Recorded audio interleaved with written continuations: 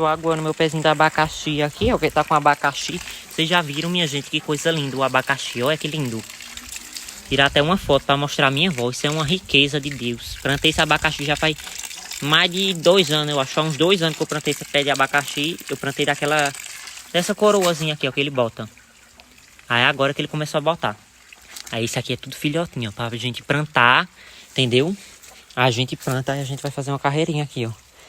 Meu pai já contou, tem 8 filhotinhos